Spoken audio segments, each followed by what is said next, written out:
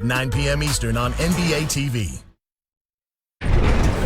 My plan always has been about family-oriented. I want this to be a family culture where we all feel we can lean on each other outside of basketball, not only on the basketball court, but outside of basketball. Just wanted us to have fun. It's so easy, especially for me. I know throughout my career, games is not fun anymore. And we got to learn how to have fun. So I want to make sure that we continue to have fun no matter what we go through the ups and downs, that we have fun and we lean on each other as a family, because we're the only ones we got at the end of the day. It is Friday, which means the latest Kia MVP ladder has been released on NBA.com. And the man to send your hate mail to is here with us, Sekou Smith. We're going to reveal 5 through 1 this week, but cracking into the top 10 for the first time is Karl Anthony Towns, who you had an opportunity to catch up with, where he's really trying to change the culture. And, we hear that a lot. Sounds like it's just, talk. Is it more than that you find for Karl Anthony Towns in Minnesota? I think it is, Jared. And I think it's one of those things where you're looking for a player to evolve over the early portion of his career. Karl Anthony Towns has always been somebody else's second guy up until basically the last year and a half. Jimmy Butler got out of there, and Karl Anthony Towns took some ownership of that team and decided if he's going to wear it, he's going to have to go in there and dig in and create the culture they're trying to establish in Minnesota. All right, so Towns is in at number 10.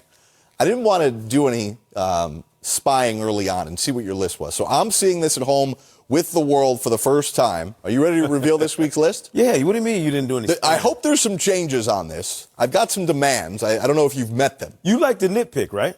Well, it's just education. Well, hello. Here we go. Here's number 5. Here we go. We got it for you. Number 5, I know there are a lot of people in Houston going to be upset. Whoa! But James Harden, the Beard's playing great. He only dropped one spot. Calm yourself. Which means you had to open up a spot for Pascal Siakam. He's got to be on here. Anyway, the Beard playing great. Houston playing really well. But this is the 5 guys who are having the best seasons in the league right now. Mm-hmm. And it's a fluid list. James Harden has been in the mix where he belongs. Just a little shuffle. All right, so if Harden drops from 4 to 5, that means you put Siakam into the top 5 and he's at number 4. Wrong. But you've been wrong before. Luka Doncic had a really wicked stretch of games, right? Yep. I'm talking going at people, 30 and 10, triple doubles, the whole 9 yards, and then he ran into the Los Angeles Clippers. Yep. The one team in the league, Jared, that has an assortment of defenders, not just one, maybe 4 or 5 different guys you can put on him and limit his effectiveness. He played well, but not to the standard he built up prior to this week. So it's just a little shift for him as well. Another slight dip on the ladder from Luka Doncic. Right. So Harden and Doncic both drop 1 spot. Do we have a newcomer to the top 5? Here's number 3. We do. Get your passport out. It's not Pascal Siakam. It's Kemba Walker. Wow. Did you see him the other night? 39 points against the Nets. In the Kyrie Irving return game, Kemba steals the show, Jared. He's having a fabulous season. The Celtics look like a new team. It's not that it's all because of Kemba, but it's happening with Kemba in the control. And to me, you credit him for not only integrating himself the way he has in that team, but lifting everybody else's game up to another level. Wow. And what's interesting about you putting Kemba in the top 5 is all these other guys, and I'm going to safely assume that LeBron and Giannis are in both in these 2 spots here.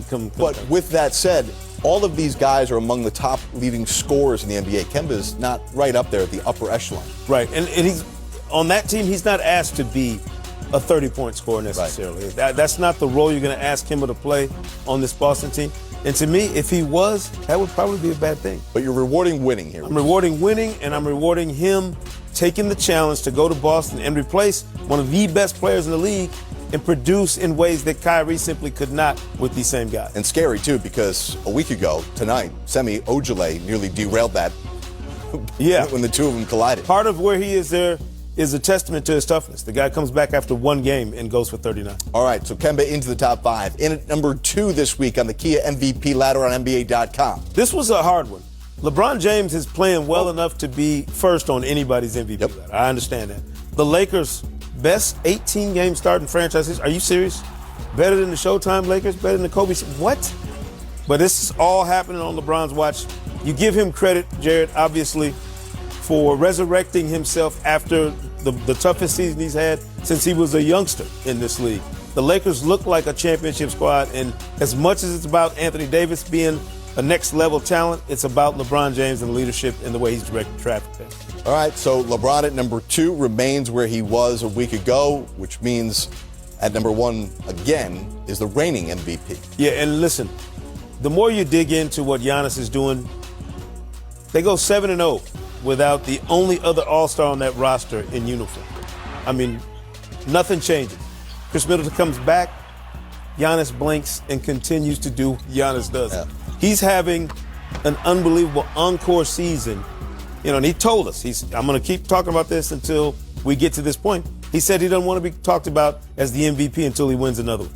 Well, apparently he wants to be talked about the MVP this season. He's playing exactly the way he did last year, and in some respects better when you look at his outside shooting and the way he's aggressive on that end of the floor and in that part of his game. Well, interesting you say that, because I feel like we're going to start to make the comparisons that Giannis is having this year to the year that Steph Curry won his second MVP, because we thought Curry's first MVP, putting up numbers we'd never seen before, historic, this could never ever be equaled, and Curry came back and became a better player.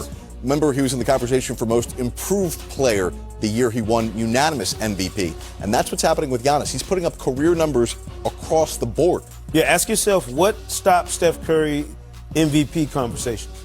The addition of Kevin Durant. Right. Giannis has no fear of anybody coming in and surpassing what he's going to do in Milwaukee. Giannis continues to be on this list and in this conversation, Jared, as long as he's in a Bucks uniform and as long as they're playing and operating the way they are right now. So for the first couple of weeks of the MVP ladder, you were receiving hate mail from Slovenia. Is that correct? Slovenia and any other offshoot where there are Luka Doncic fans, which is basically the entire world. I would imagine Canada is going to rise up right now and send. So Jimmy Butler went through shoot-around this morning. Eric Spoelstra told us in the morning that he expected him to be a full go. He's in the projected lineup for tonight. Whatever bug he had, it seems to be gone. Jimmy Butler will play in about an hour. Okay, with Jimmy Butler and the great play from these rookies this season, Bam Adebayo, who played 82 games last year, playing 32 minutes a night this season, averaging career highs across the board, including over 4 assists a game, while leading the Heat in rebounds and blocks. Has he arguably been their most valuable and consistent player this season? I think there's a lot of guys who you could argue are most valuable, Jimmy among them, but Bam Adebayo has been, I think you're absolutely right when you say the most consistent player. Look, Bam had a brief stint with USA Basketball this summer. He learned a lot there, but that really seemed to inspire him. He got cut from that team, and that brought his game, he even says this, to the next level. And plus, you remember at the end of last year, he took over the starting center job from Hassan Whiteside. The Heat, this isn't a find for them.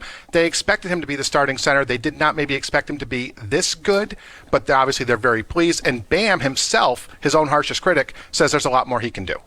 Well, Kendrick Nunn, I mean, there seems like he can do everything on the court for the Miami Heat. He's been on the record saying he'll be Rookie of the Year. What do you make of his proclamation? So, something about this franchise and guards from Chicago that have a little bit of swagger to them. The other guy, that Wade guy, worked out pretty well for him. Kendrick Nunn has wowed them from day one this summer, not just in camp, but from the summer. And this is what the Heat got very lucky. They got this guy for 3 years and $3.1 million. They got him far below market value. Even when he's had great games, it's easy to cheer for Kendrick Nunn. It's easy to be happy with Kendrick Nunn if you're the Heat organization. What they've really liked is the way he's bounced back from the tough times, and he has had some of those. He's been a little up and down, but they rave about him. This is not a flash in the pan. He's going to be a big part of whatever this Heat season becomes. Certainly. I mean, even the bench getting it done with guys that know their roles, able to contribute. Tim Reynolds, appreciate your time. Thank you for stopping by to warm up. Thanks for having me. Okay, Sam, let's stay on that same topic. The Miami Heat bench, 49 points a game. That's third in the NBA. Yeah. When we see Jimmy Butler miss a game with an illness, they seem to be able to still have the same production. What are you seeing from their bench that's allowing them to be that way? Well, it's kind of like the Clippers, leading the league in bench scoring. When you look, these guys have played significant minutes before Jimmy Butler got there. So they were starting to cut their teeth and find an identity. They play hard. They play fast, and the most important thing when you're coming off the bench, 3D, you wouldn't know this. I came off the bench most of my career. Know who you are and know what your skill set is. Right. And if you play within yourself and play to your skill set, that's all you have to do coming off the bench, because as a bench guy, it's not your job to win the game. It's either to maintain that lead, or if you're down, to bring energy to give us fighting chance back, or to increase that lead. And the most important thing about any bench is knowing who you are all of those guys that come off the bench. Because when bench guys start trying to be stars, that's when bench guys like myself, that's when we get in trouble. I'm not surprised, though, Chris, because one thing about Miami Heat brass, they have a good eye for talent. Obviously, a lot of us didn't know who Nunn was, but then they found him, developed him, bringing him in, been through the test. I think Tim hit around the head. When he's had bad games, you wonder how does a bench guy respond and come back. And so far, this young man is showing us he can play. Hey, take your shots, make your shots. Remind me of another guy. Leave our it! guy, Leave it! 3D. Leave it! Hey, we have a doubleheader tonight here on NBA TV. The Pelicans Thunder take the court at 8, followed by the 16-2 Lakers, who are playing host to the Washington Wizards. I'm Chris Miles. That's 3D. That's Sam Embiid Mitchell. right there. That's and Embiid you right just there. watched the warm-up. Thanks for hanging out with us. Put me in the game, Coach. I'm ready. I'm ready. Give me a 10-day. Stay ready. You don't have to get ready, Sam. That's right.